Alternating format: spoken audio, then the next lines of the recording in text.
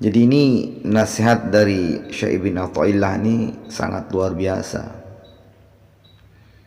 terutama kita sebagai pejuang, ya, para ahbab ini yang berkorban harta dan diri agar tidak sia-sia,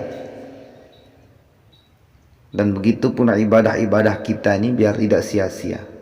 Karena nasihat yang luar biasa agar kita betul-betul ibadah itu karena Allah Subhanahu wa taala, karena Allah itu berhak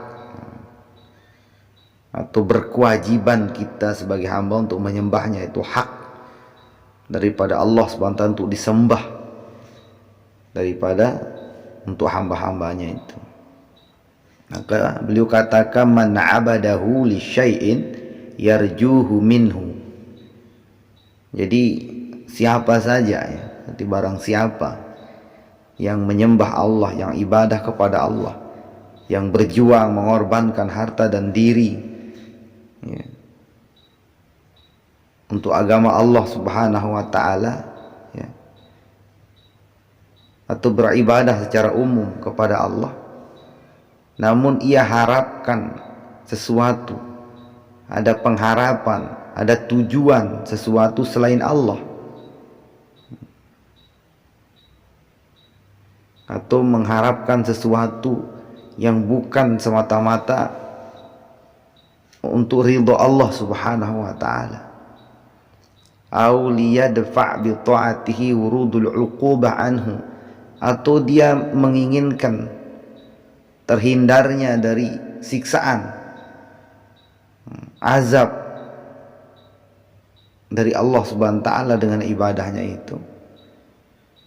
Maka kata Ibn Athaillah, fama qama bihaqqi awsafihi, maka dia orang ini, hamba itu belum makrifat kepada Allah, artinya belum beribadah itu, menegakkan suatu kewajiban itu semata-mata karena Allah Subhanahu wa taala. Dia belum ya, menegakkan daripada suatu perintah itu, dan belum mengenal daripada sifat-sifat Allah Subhanahu wa taala. Artinya belum makrifat betul kepada Allah. Orang yang ibadah selain kepada Allah, yang mengharapkan pahala, yang takut neraka, lebih-lebih mengharapkan keduniaan, lebih-lebih mengharapkan keduniaan. Malah sering kita dengar satu doa, ilahi anta maqsudi wa ridhoka matlubi, gitu. Jadi tujuan kita itu adalah Allah Subhanahu wa taala dalam setiap ibadah kita, setiap perjuangan kita. Jangan sampai ada tujuan selain Allah Subhanahu wa taala, karena akan sia-sia, tidak akan bernilai di sisi Allah setiap usaha kita, ibadah kita, perjuangan kita, kalau tidak karena Allah Subhanahu wa taala. Ini wajib kita pahami hal ini, karena kalau tidak ini akan sia-sia perjuangan pengorbanan kita. Jadi Allah Subhanahu wa taala berfirman kepada Nabi Daud, ya Daud, ini firman Allah, wahai Daud, sesungguhnya orang yang sangat aku kasihi, orang yang sangat aku sayang, firman Allah, adalah orang atau hamba-hambaku yang beribadah tanpa mengharapkan upah atau pemberian dariku, tetapi ia ibadah semata-mata karena menyembah aku, tunduk patuh kepada perintahku. Dalam kitab Zabur juga Allah Subhanahu wa taala berfirman, siapakah yang lebih kejam daripada orang yang menyembahku karena mengharapkan surga dan neraka? Lalu apakah seandainya aku tidak menciptakan surga dan neraka, apakah mereka itu tidak akan menyembah aku? Atau apakah aku tidak berhak untuk disembah? Nah, ini firman Allah Subhanahu wa taala.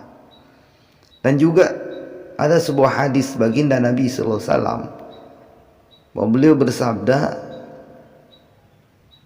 janganlah kalian itu seperti hamba yang busuk hatinya.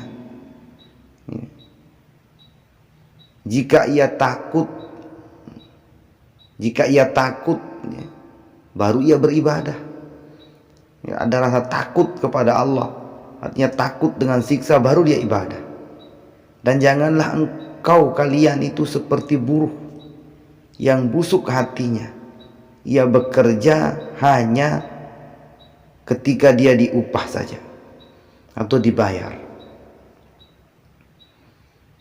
Jadi ini nasihat ini untuk meluruskan hati kita. Sebab sebenarnya pemberian Allah kepada kita ini sudah banyak sekali. Ya. Tidak perlu dengan ibadah kita mengharapkan pemberian-pemberian yang lain. Karena pemberian Allah ini tidak bisa kita hitung. Seperti hidup kita, ya, napas kita bisa melihat, mendengar, nikmat-nikmat yang luar biasa. Sebenarnya itu sudah cukup pemberian semua itu. Maka tidak perlu kita mengharapkan pemberian-pemberian selain daripada itu dengan menisbahkan ibadah kita. Itu maksudnya. Saya sholat agar saya dapat pahala, agar saya dapat surga, agar jauh dari neraka. Ini keinginan-keinginan yang selain Allah.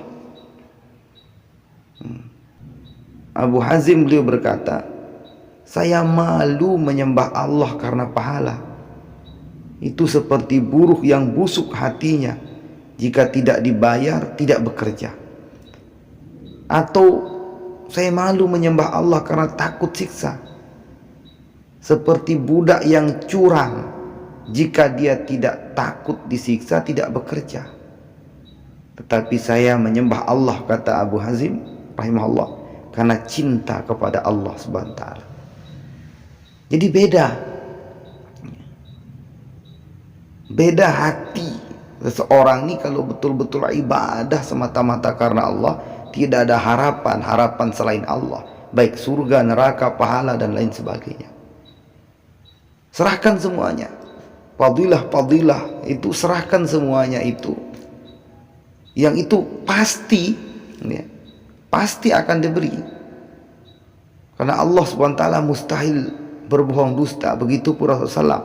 Pasti itu. Tapi bukan karena itu kita ibadah. Bukan karena itu. Makanya lihat. Kenapa setiap amalan kita, wirid kita ini tidak pernah mempan. Ya, kalau wali-wali dulu tuh dengan bismillah, ucapan bismillah dia bisa begini begitu. Dengan doa sedikit saja sudah dikabul. Kita ini banyak amalan-amalan, wirid-wirid, bahkan ibadah-ibadah yang di dalamnya itu ada fadilah, tetapi tidak ada hasil. Kenapa? Karena tujuan kita salah. Contohnya, ada hadis misalnya, siapa yang sholat duha akan dilapangkan rezekinya. Banyak orang sholat duha tetapi seret rezekinya. Ya karena ibadahnya, karena rezeki, bukan karena Allah. Jadi fadilah itu sudah pasti akan datang, karena mustahil Allah dan Nabi itu berbohong atau dusta atau bohong. Tetapi karena tujuan kita ini yang salah. Kita ibadah itu lillahi ta'ala, karena Allah SWT. Begitupun dalam perjuangan kita, di dalam dakwah misalnya ini, kita ahbab ini. Banyak kita ini keluar karena ingin dimasukkan ke data, karena ingin dibilang sudah 40 hari tiap tahun, 4 bulan tiap tahun, 4 bulan jalan kaki, bangga di depan teman. Maka sebatas itu amal kita. Uang habis, perjuangan sia-sia, hanya sanjungan-sanjungan daripada itu. Sehingga apa hasil? Tidak ada perubahan. Tidak ada perubahan karena peniat kita belum lurus. Maka ini luruskan semata-mata karena Allah Subhanahu wa taala. Betul-betul karena Allah. Maka nanti perubahan, hasil dan semua itu Allah pasti beri. Kalau lurus hati kita betul-betul semata karena kecintaan kita, karena ridho Allah, karena hati semata-mata karena Allah. Ini yang mesti kita pahami perkara ini. Lebih-lebih na'udzubillah, ada orang yang berjuang, ada orang yang berkorban agar mendapat kedudukan dunia. Kalau bahasa kita, menjadi orang tua markas, ingin jadi suruh, ingin jadi ini, ingin dapat kedudukan, ring satu. Ini sia-sia belaka ini. Ya. Di dunia pun dia sudah ketahuan. Di dunia pun akan dihinakan, ketahuan niatnya, tujuannya. Apalagi di akhirat. Harta habis, capek dapat, ridho Allah tidak dapat. Lalu dari mana kita tahu kalau seseorang itu semata-mata karena Allah? Kan kelihatan. Jadi ulama beri ciri-ciri. Ciri-ciri orang yang ibadah semata karena Allah itu, ya, dia ketika dia dihina tidak terkesan. Hinaan dan sanjungan tidak terkesan. Baik dari orang dalam maupun orang jauh, baik teman atau apa, keluarga, dia tidak terkesan. Ini tanda orang yang semata-mata karena Allah. Maka ini penting sekali, terutama kita ini para ahbab, orang-orang yang ingin berjuang, yang sudah ada dalam perjuangan agama ini. Luruskan hati kita. Kan di dalam sifat sahabat itu ada ikhlasun niyah atau tasihun niyah, untuk meluruskan niat betul-betul karena Allah. Fadilah-fadilah yang kita baca dan fadilah amal itu adalah sebagai jazbah, bukan sebagai tujuan, sebagai jazbah semangat, bukan sebagai tujuan kita. Semua itu pasti akan diberi apabila niat kita lurus. Kalau niat kita tidak lurus, enggak akan diberi. Bahkan di dalam sholat itu pun, misalnya sholat sudah jelas, fawailul lil musallin. Orang sholat pun akan mendapatkan siksa. Kenapa? Karena hati tidak lurus.